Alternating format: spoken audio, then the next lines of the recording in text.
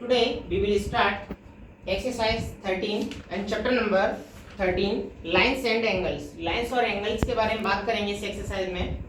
तो हम क्वेश्चन की बेसिस पे ही हम एक्सरसाइज को सीखेंगे कि इसमें दिया क्या गया है। तो क्वेश्चन फर्स्ट में क्या है, find the complement of each of the following angles. Complement से मीन समझेंगे पहले। कॉम्प्लीमेंट एंगल का जो सम होता है वो 90 डिग्री इक्वल होता है। मींस कॉम्प्लीमेंट एंगल जो बनाएंगे उसका जो फिगर होगा वो इस तरह से होगा 90 डिग्री के एंगल के। और सेकंड वाला है सप्लीमेंट एंगल। सप्लीमेंट एंगल इस तरह से होगा। ये कॉम्प्लीमेंट होता है, कॉम्प्लीमेंट 90 डिग्री का सम होता है और सप्लीमेंट एंगल का हमारा सम 180 का होता है। तो उसमें एक एंगल दिया है 35 का। उसने कहा है कि इसका जो अदर एंगल है वो फाइंड कीजिए कि इसका दूसरा जो कॉम्प्लीमेंट एंगल होगा तो वो क्या होगा। तो लेट्स इस कॉम्प्लीमेंट एंगल हमने ले लिया x होता है। एक एंगल पहले से दिया था, एक एंगल ये है। इन दोनों का जो सम है वो कितने के इक्वल हो जाएगा। इन दोनों का जो सम है 90 के इक्वल हो जाएगा, क्योंकि हम जानते हैं कि कॉम्प्लीमेंट एंगल का जो सम होता है वो 90 डिग्री के इक्वल होता है। तो हमने सम कर लिया, 35 को उधर ले गए और x की वैल्यू हमने फाइंड कर ली। ऐसे क्वेश्चन नंबर 2 है, उसने बोला है कि इसका सप्लीमेंट एंगल बताइए। क्वेश्चन नंबर 2 में तो एक सप्लीमेंट एंगल दिया गया, सेकंड हमने ले लिया। लेट्स इस सप्लीमेंट एंगल भी x। तो हमने सप्लीमेंट एंगल दोनों का जो सम होता है वो 180 के इक्वल होता है। तो यहाँ से हमने x का वैल्यू निकाल लिया। तो क्वेश्चन नंबर 1 और 2 तो बहुत सिंपल है। क्वेश्चन नंबर 3 कह रहा है कि अमंग टू सप्लीमेंट एंगल, दो सप्लीमेंट एंगल दिए गए हैं। The measure of the larger angle is 36 more than the smaller angle. Smaller angle से 36 more है larger angle। तो हमने मान लिया let the smaller angle be x। larger angle कितना हो जाएगा 36 more कह रहा है smaller angle से। तो smaller angle हमारा x था, उससे 36 more कर दिया हमने। अब हमें पता है कि दो एंगल जो दिए गए होते हैं उनका जो सप्लीमेंट एंगल का जो सम होता है वो 180 का होता है। तो लार्जर एंगल ले लिया, स्मॉलर एंगल ले लिया, दोनों का सम कितने के इक्वल होता है 180 के, क्योंकि सप्लीमेंट एंगल की बात कर रहा है पहले से वो। तो यहाँ से 2x हो गया, 2x से हमने 44 को काट दिया हमने, तो यहाँ से 72 हो गया। 72 की वैल्यू जो है, ये तो स्मॉलर एंगल था तो स्मॉलर एंगल आ गया। लार्जर एंगल भी निकालना है तो लार्जर एंगल में हमने पुट कर दिया। तो यहाँ से दोनों एंगलों की वैल्यू आ गई। अब क्वेश्चन नंबर 4 की बात कर रहा है वो। क्वेश्चन नंबर 4 में कह रहा है find the angle which is equal to its supplement. ऐसा एंगल फाइंड कीजिए जो अपने सप्लीमेंट एंगल के इक्वल हो। तो हमने मान लिया let the measure of the required angle be x। एक एंगल हमारा x है, मींस दो ऐसे सप्लीमेंट एंगल लीजिए जो कि इक्वल में हो। तो हमने मान लिया कि हमारे दोनों सप्लीमेंट एंगल क्या है, हमारे x है। तो सप्लीमेंट एंगलों का जो सम होता है वो 180 के इक्वल होता है। तो हमारा 2x हो गया, 2x से 80 कट गया, तो यहाँ से x की वैल्यू हमारी 90 आ गई। इसका मींस ये है कि हमारे दोनों के दोनों जो एंगल हैं इक्वल में है, वो दोनों के दोनों एंगल इक्वल होंगे और तो वो हमारे सप्लीमेंट एंगल हो जाएंगे 90 के होंगे। तो ये भी 90 का हो जाएगा, ये भी 90 का हो जाएगा, दोनों इक्वल हो जाएंगे। क्वेश्चन नंबर 5 है एक्यूट एंगल। एक्यूट एंगल वे एंगल होते हैं जिनका सम जो है जिनकी वैल्यू जो है 90 डिग्री से कम की होती है। तो दो 90 से कम की लेंगे तो वो कभी सप्लीमेंट नहीं हो सकते हैं।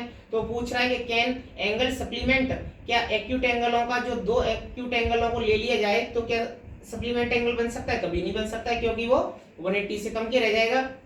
ऑब्ट्यूस एंगल 90 डिग्री से ज्यादा का होता है। अगर 91 भी लेंगे हम तो 182 हो जाएगा, वो भी सप्लीमेंट से आगे निकल गया, तो ये भी नहीं हो सकता है। थर्ड है राइट एंगल। राइट एंगल 90 का होता है, एक 90 का हो गया, दूसरा भी 90 का हो गया, इसका मींस इसका हो सकता है, तो ये यस हो जाएगा। क्वेश्चन नंबर 6 क्या थोड़ा डिफरेंट टाइप है, समझेंगे। पहले जो गिवन दिया गया होगा पहले उसको लिख लेंगे। AOC उसने गिवन दिया गया था, BOC B उसने गिवन दिया गया था, ये दिया है, इनकी वैल्यू दी है, फिगर बना के दिया है। सबसे पहले हम इसको देखेंगे कि अगर एक स्ट्रेट लाइन दी गई है, इस पर हमारे दो एंगल दिए गए हों या 3 एंगल दिए गए हों या 4 एंगल दिए गए हों, कितने भी एंगल दिए गए हों, सबका जो सम होता है वो 180 के इक्वल में होता है। एक स्ट्रेट लाइन जो होती है उस पर दिए गए जितने भी एंगल होते हैं सब हमारे 180 के इक्वल में होते हैं। तो हमने इनके गिवन एंगल दे दिए। उसने कहा है कि BAOB ये एक एंगल था, सेकंड एंगल हमारा ये है। AOB जो है, AOB जो हमारी एक स्ट्रेट लाइन है, स्ट्रेट लाइन है, इसका मींस क्या हुआ कि इसके ऊपर जितने भी एंगल बने होंगे वो 180 इक्वल होंगे। तो हमने ये वाला एंगल और ये वाला एंगल अगर ऐड कर देंगे तो इसका सम कितने के इक्वल हो जाएगा 180 के। तो हमने पहला एंगल ले लिया ये वाला, दूसरा एंगल ले लिया ये वाला और 180 इक्वल कर दिया। AOC की वैल्यू ये थी और इसकी वैल्यू पुट कर दी, यहाँ से x का वैल्यू हमने निकाल लिया। तो इसी के बेसिस पे हमारा क्वेश्चन नंबर 7 भी है, उसमें भी दो एंगल दिए गए, दोनों को ऐड कर देंगे तो वहां से x की वैल्यू निकलेगी, x की वैल्यू पुट कर देंगे उसमें, तब जाके आपका आंसर आएगा। क्वेश्चन नंबर 8 भी है, उसमें 3 एंगल दिए गए हैं। इसमें जैसे हमारे 2 एंगल दिए गए थे, इसी में उसमें हमारे 3 एंगल दिए गए हैं इस तरह से। तो 3 दिए गए होंगे तो तीनों एंगल को जोड़ देंगे, वो भी 180 के इक्वल में होगा, क्योंकि हमारे स्ट्रेट लाइन जो होती है वो 180 के इक्वल होती है। 8 भी हो जाएगा आपका। 9th वाला क्वेश्चन है, यहाँ से हम एक और प्रॉपर्टी सीखेंगे कि हमें इस वाले एंगल का वैल्यू दिया गया है, इस वाले का पूछा है। तो हम यहाँ से हमने देखा कि ये वाली जो एक पूरी स्ट्रेट लाइन बनी हुई है, इसके अंदर ये वाला एक एंगल बना हुआ है, ये वाला एंगल बना हुआ है, तो इन दोनों का जो सम है वो कितने के बराबर हो जाएगा? 180 के हो जाएगा, क्योंकि ये एक स्ट्रेट लाइन है, इसके अंदर दो एंगल बने हुए हैं। तो हमने ले लिया AOC और AOD, AOC और AOD ले लिया। AOC का वैल्यू 42 के और AOD का वैल्यू निकालेंगे तो ये उधर चला जाएगा, यहाँ से 138 निकल जाएंगे, मींस यहाँ से इसकी वैल्यू आ गई 138। अब यहाँ से एक प्रॉपर्टी और सीखेंगे कि वर्टिकली जो अपोजिट एंगल जो होते हैं उनका वैल्यू हमारा इक्वल होता है। वर्टिकली अपोजिट का मींस है आमने सामने वाले, एक ये एंगल और एक ये एंगल, ये एंगल और ये एंगल कैसे हो जाएंगे? इक्वल हो जाएंगे। तो हम ये प्रॉपर्टी के बेसिस पे हम इसको इक्वल कर सकते हैं। AOC is equal to BOD कैसे है? कंडीशन लिख दी हमने वर्टिकली अपोजिट। तो यहाँ से AOC का वैल्यू 42 था, तो BOD का भी वैल्यू हमारा 42 हो जाएगा। ऐसे इसके बेसिस पे AOD और BOC, COB कह लो या BOC कह लो उसको। तो यहाँ से AOD का 138 था, तो COB का भी हमारा वैल्यू हमारा 138 हो जाएगा। तो ये हमारी ट्रायंगल प्रॉपर्टी के बेसिस पे हो जाएगी, वर्टिकली अपोजिट के बेसिस पे।